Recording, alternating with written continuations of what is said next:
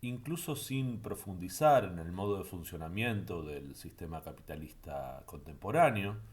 que se suele llamar capitalismo tardío, globalizado, transnacional, como conjunto de relaciones y formas de producción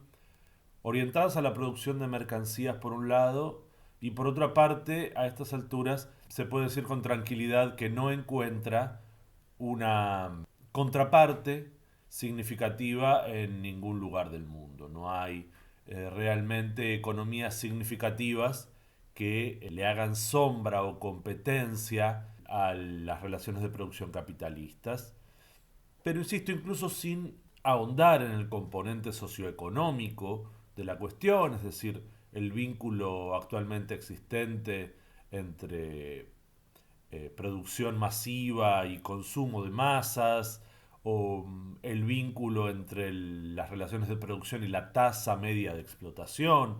o la tasa consolidada de explotación por región o por país o por actividad, sin incorporar ese análisis, hay algunas dimensiones vinculadas a lo jurídico-político,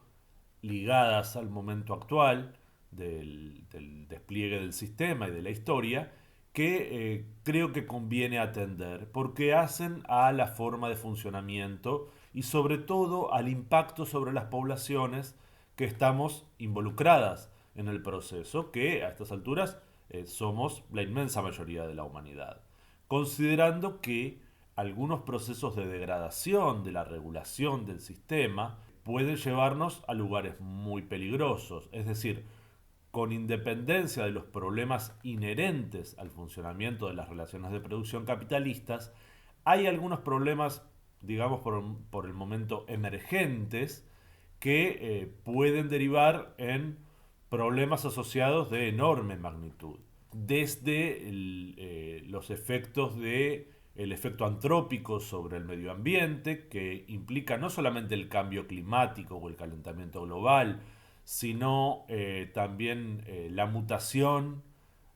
reducción de la diversidad y potencial colapso de ciertos ecosistemas fundamentales para el sostenimiento en general de la propia economía humana, porque recordemos que capitalista o no capitalista, la economía humana es siempre una forma de vincularse con la naturaleza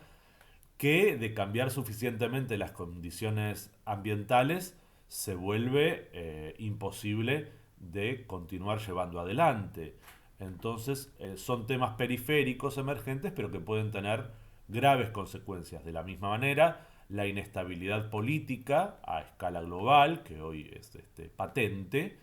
y que requiere cierto análisis y explicación, puede llevarnos a otro tipo de problemas como una potencial guerra generalizada, incluso una guerra nuclear, que no tiene consecuencias medibles de manera fácil o en todo caso no sabremos qué podremos contar después de ocurrida.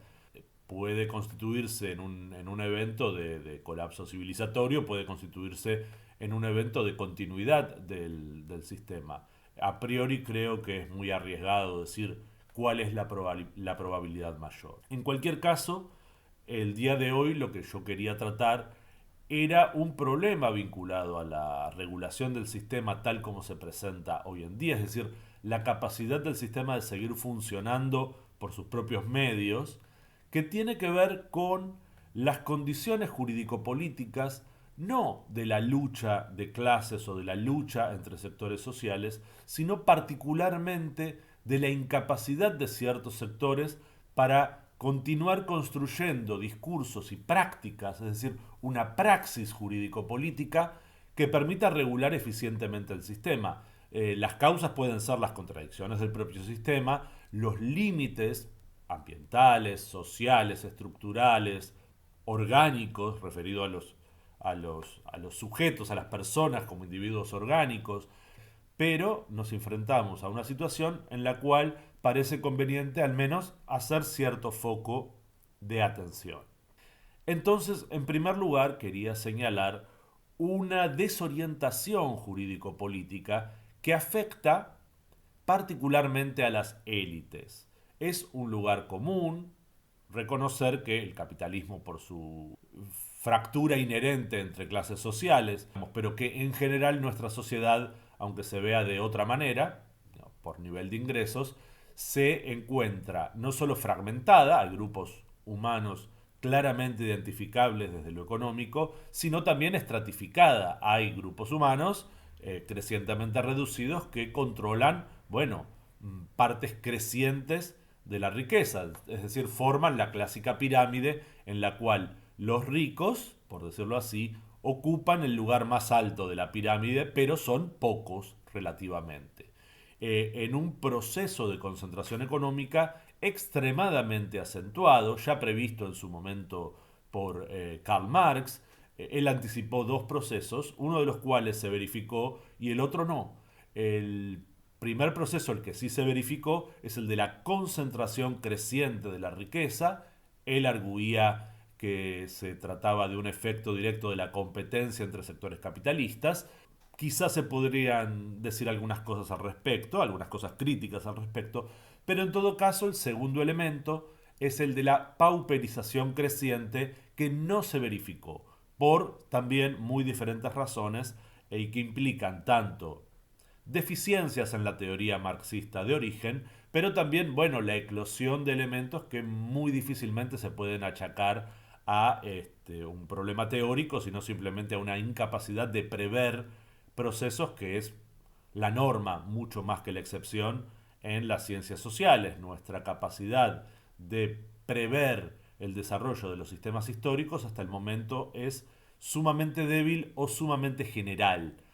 Incluso en el campo en el que acostumbro trabajar, hay previsiones que son verificables, pero absolutamente generales, vale decir, se ven los contornos de los cambios, pero lo que ocurre internamente, bueno, no se ve con tanta claridad y las consecuencias de esos procesos internos que funcionan como en una caja negra pueden tener consecuencias imprevistas en cualquier momento y tanto en el corto como en el mediano o largo plazo. En todo caso, si verificamos que esta estratificación no solamente se asocia al componente económico, a la apropiación de lo producido socialmente y a la capacidad de consumo, sino también a lo que realmente nos interesa ahora, que es a la capacidad de ejercer poder,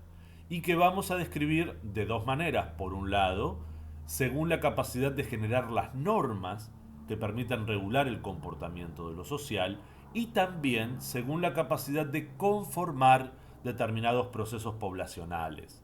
la capacidad de incidir políticamente en que segmentos poblacionales o poblaciones enteras se comporten de determinada manera. Por ejemplo, promoviendo o dejando de promover el consumismo para determinadas poblaciones. Por ejemplo, estableciendo políticas educativas que promuevan la existencia de personas más competitivas, más productivas, más dóciles como trabajadores o más compulsivas como consumidores, etcétera, etcétera. Algo que es cualquier cosa menos una novedad en materia de sociología. Cuando hablamos de sectores concentrados de la economía, podemos referirnos quizás con la denominación más vulgar, más corriente de los ricos o las ricas. Normalmente son hombres, así que podemos seguir diciendo los ricos con bastante tranquilidad. Lógicamente hay mujeres muy ricas y hay mujeres muy poderosas, pero de lo que nos ocuparemos ahora es del poder, en este sentido, de la capacidad de influir para la existencia de un determinado marco normativo, que es el que se supone regula, a través de las relaciones de propiedad, fundamentalmente, pero de otros muchos códigos penales, administrativos, familiares, tanto a nivel local como a nivel internacional o incluso transnacional, la capacidad de influir en la elaboración de la normativa obviamente hacia la construcción de las regularidades que pueden observarse en el funcionamiento del sistema. Entonces, estas élites es lo que denominamos habitualmente élites de poder. En mi opinión, si bien tiene una gran carga tradicional y es muy útil, la expresión élite no cubre suficientemente el rango de lo que queremos observar porque establece límites, por un lado, excesivamente precisos, señala a personas individuales cuando de lo que tratamos es de comportamientos colectivos o de formas de ejercer el poder que son colegiadas, pero por otra parte también es un término vago vinculado a una tradición política que tampoco contribuye demasiado a clarificar de qué estamos hablando. Pero otras expresiones son igualmente débiles, como por ejemplo hablar de oligarquías. Es igualmente falto de precisión por un lado, pero también se acomoda en otra tradición que quizá tampoco sea de lo que realmente estamos hablando. Pero a los efectos de este video, quiero decir que las expresiones más precisas con las que yo al menos podría tratar no son adecuadas para una presentación de este tipo o con esta línea discursiva y teórica, porque se enmarca en otro marco teórico que requeriría o excesivas explicaciones o un tipo de discurso completamente diferente. Y en este canal de Sociología Fundamental, la pretensión al menos es que el discurso sea lo más comprensible posible con las herramientas básicas del discurso sociopolítico, socioeconómico, jurídico-político. Entonces, no me parece que sea conveniente utilizar otros términos que requerirían esa explicación adicional. De modo que con lo que vamos a tratar aquí hoy es con las élites y con los sectores críticos también. Vamos a dedicar una parte a los sectores críticos que se enfrentan a esas élites y sobre todo a analizar la situación de desorientación en la que se encuentran ambos. Porque detrás de esa desorientación, que intentaremos mostrar, se encuentra en realidad una serie de modos de funcionamiento del sistema que son lo que realmente nos interesa y son lo realmente peligroso en las circunstancias presentes. De modo que en primer lugar demos una definición rápida. ¿Qué son las élites? Las élites son los sectores sociales concentrados a distintos niveles o en distintos espacios, que vamos a ver a continuación,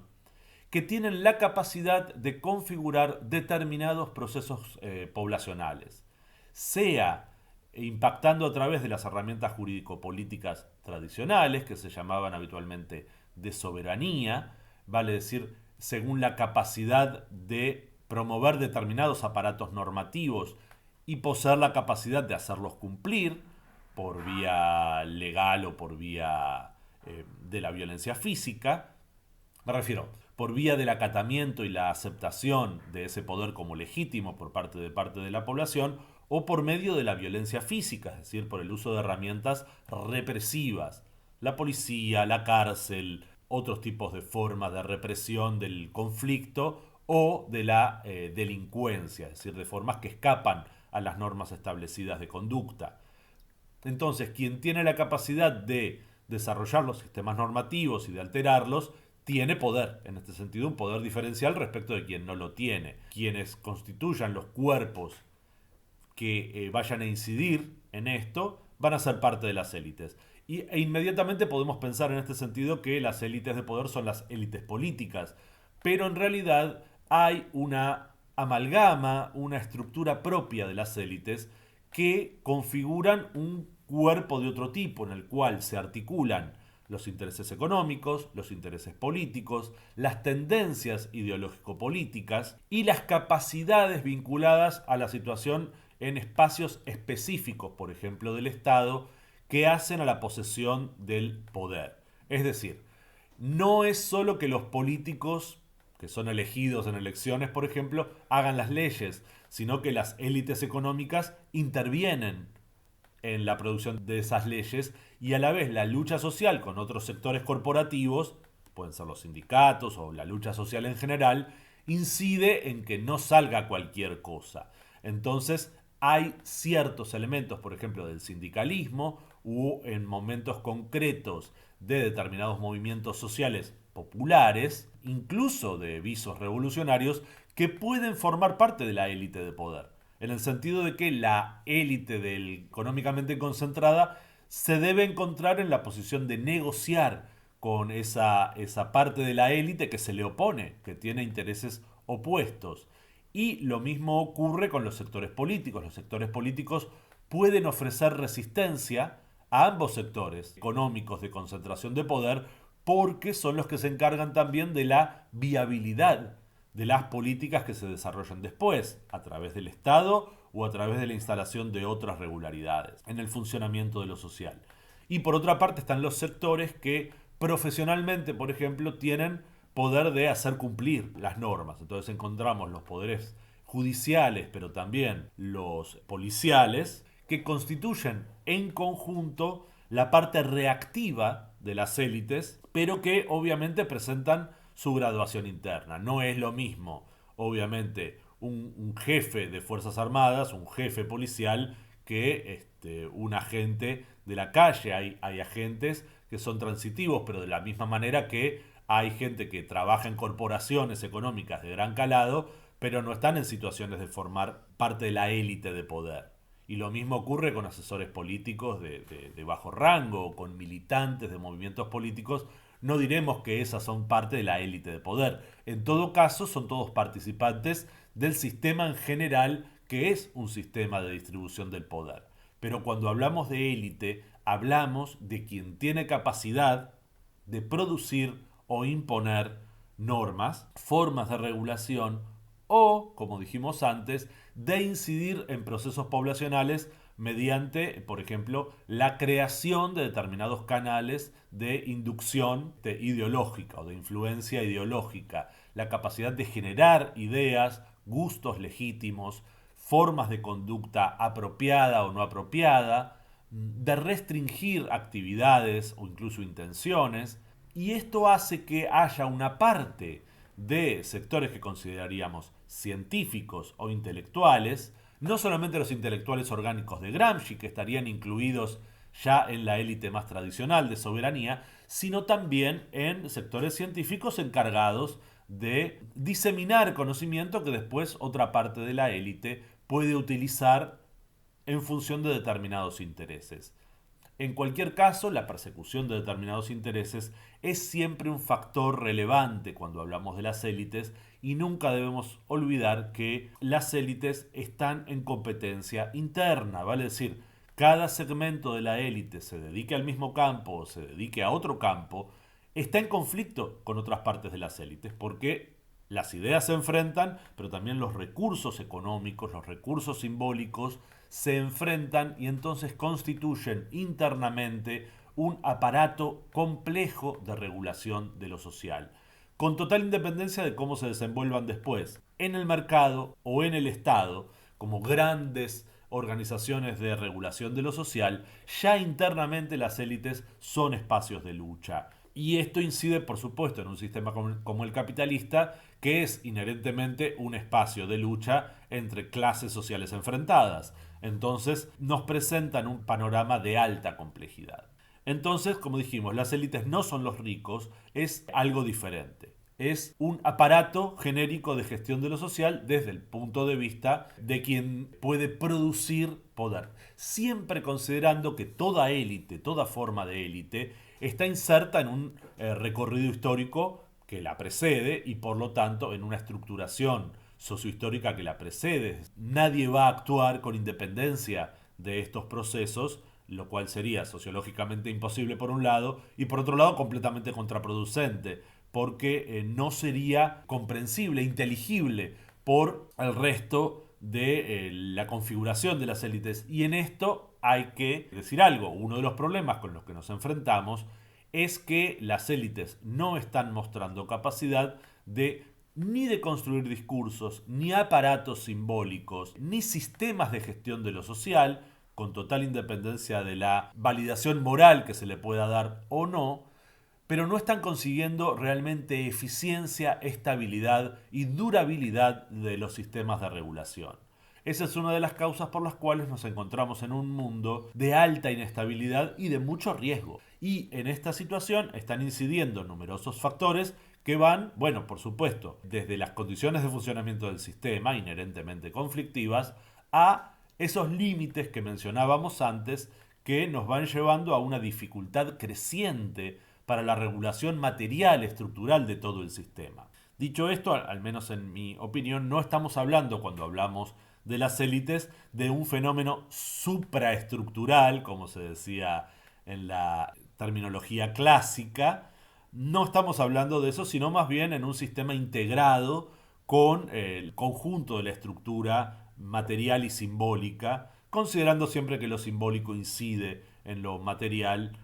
algo de lo cual no podemos tratar aquí, pero que es toda una perspectiva estructuralista, pero al mismo tiempo no exactamente fiel a la tradicional posición marxista al respecto, aunque tiene visos, por supuesto, de tratamiento en un espacio de reflexión más gramsciano, más Foucaultiano, más burdosiano, a partir de la segunda generación o tercera generación marxista, o como podía encontrarse en la escuela de Frankfurt, ya mencioné el estructuralismo francés. Es decir, obedece más a una lógica de la sociología de la segunda parte del siglo XX, incluyendo a un muy adelantado Antonio Gramsci en este paquete de producción intelectual crítica.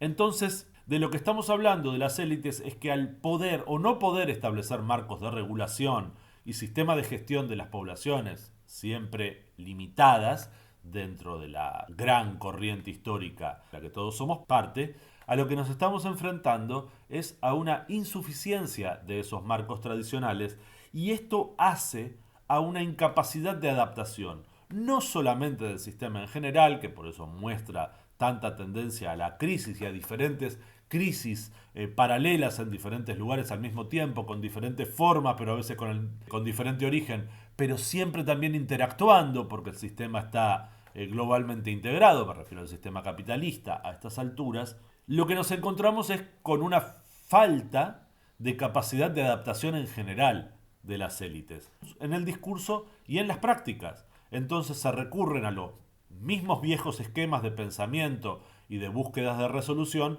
de conflictos que no están dando las mismas respuestas que en el pasado. Hacer el reconto histórico completo requeriría mucho más tiempo del que disponemos, pero en cualquier caso se puede apreciar que, por un lado, el sistema atravesó ya momentos en los cuales estas inestabilidades no reguladas llevaron a, bueno, violentas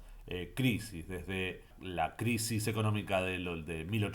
alrededor de 1890 a la crisis que llevó a la Primera Guerra Mundial y luego a la Segunda Guerra Mundial. Sin contar las etapas de la Guerra Fría, que uno podría haber notado como una tensión de regulación entre dos grandes bloques. Sin embargo, podemos apreciar que precisamente esa etapa es quizá la de mayor estabilidad y de mayor capacidad de regulación y de generación de conductas colectivas que tuvo el capitalismo. Y por eso coincidió también con esa llamada edad de oro del capitalismo que se dio entre el final de la Segunda Guerra Mundial y al menos, yo creo que se prolongó bastante más a pesar de la crisis, al menos hasta la crisis del petróleo en los primeros años de la década del 70. Quizás el punto de ruptura de esa edad de oro del capitalismo y su manera de regular la situación en general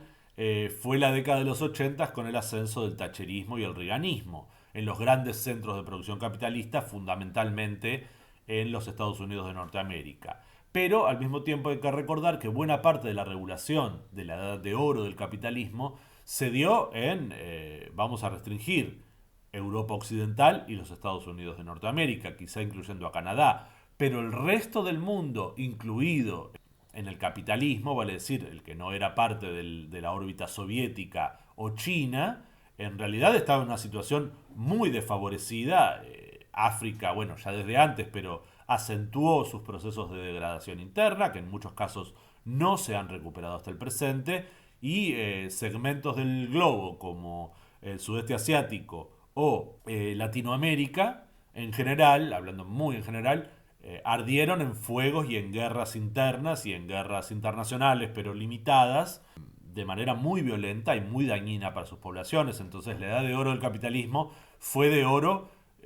para decirlo así, para una élite de las naciones capitalistas, no para todo el capitalismo. Y en este sentido creo que también es importante distinguir de manera operativa en lo que uno podría llamar una élite central o general del capitalismo, centrada todavía en estos espacios, aunque ahora habría que adicionar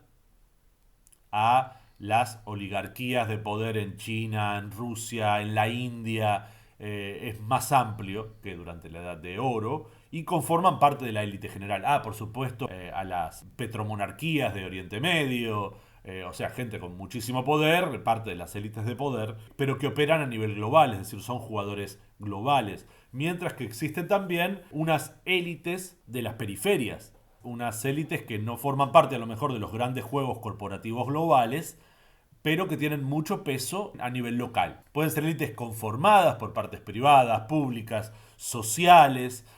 Tiene mucho que ver con el andamiaje de lo local, que muchas veces es importante prestarle atención, sobre todo cuando puede derivar en movimientos de cambio, de fluctuación de alianzas. Pero uno lo que puede observar en las élites periféricas es que son la mejor muestra del desquicio que tienen en muchas ocasiones las élites. La ambivalencia que hay, la incapacidad de producir procesos sociales, sociopolíticos, sociojurídicos medianamente estables en buena parte de la periferia, da cuenta de la situación de inestabilidad en general. Puede ser por problemas propios, por transferencia desde los grandes centros de poder,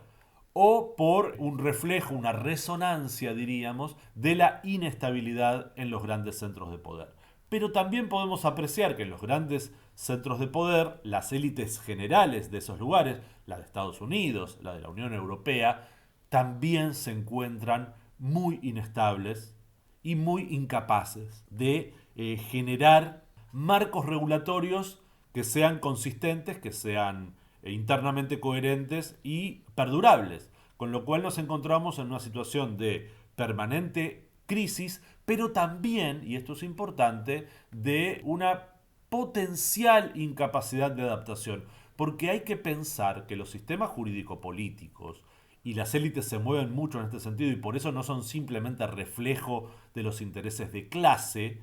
están permanentemente lidiando con los conflictos del sistema entre las propias élites o respecto de los sectores subordinados o dominados. Y en este sentido, lo que se requiere permanentemente es de una capacidad de adaptación a las circunstancias que permanentemente se van encontrando. Bueno, lo que observamos con esta inestabilidad es una creciente incapacidad en la adaptación, que se refleja en la incapacidad de generar marcos jurídico-políticos estables, por un lado, o eficientes, o que sean siquiera medianamente cumplidos, incluso por las propias élites,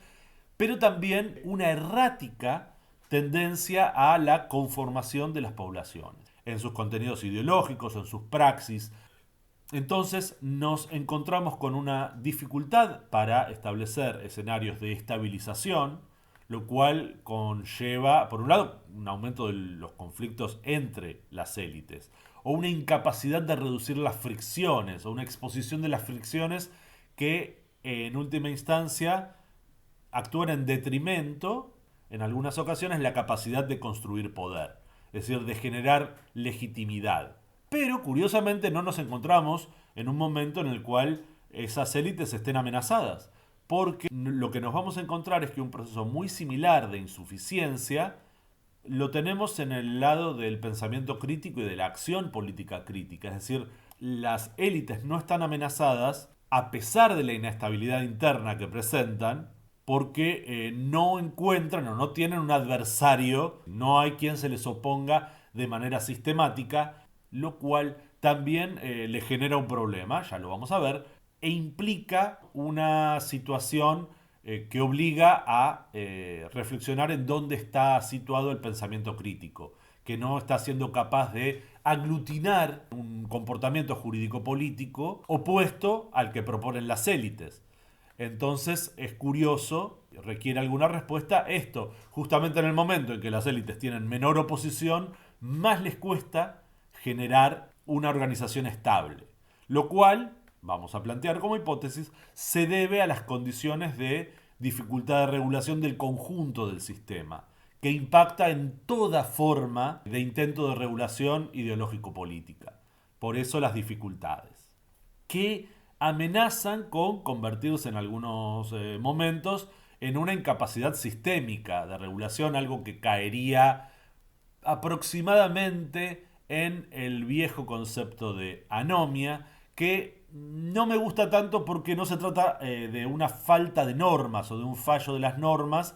sino de una situación de incapacidad de regular los conflictos inherentes, las tensiones inherentes. Entonces se requeriría de un concepto que abarcara más materialmente el grado y el modo de conflicto con el cual nos enfrentamos, que tampoco encuentra una expresión política precisamente porque no hay una verdadera oposición. Entonces, ni el discurso de las élites requiere salirse de lugares que son para ellas tradicionales, ni el pensamiento crítico les está oponiendo un discurso demasiado diferente al que ofrecía en el pasado. Y tal vez uno de los principales problemas es ese, que el sistema de verificación del funcionamiento de la regulación de un sistema histórico, que es precisamente el pensamiento crítico, está fallando, por decirlo así, o está siendo incapaz de cumplir con su misión histórica, que normalmente puede creer que es el cambiar la estructura social, pero muchas veces no es otra cosa que el intento de las propias tensiones sociales de regularse y de estabilizarse en algún punto, lo cual nos puede inducir a pensar que nos estamos enfrentando a una posible incapacidad del sistema de encontrar un nuevo punto de estabilización, de desequilibrio dinámico pero estable en lo que hace a sus capacidades de estructuración interna.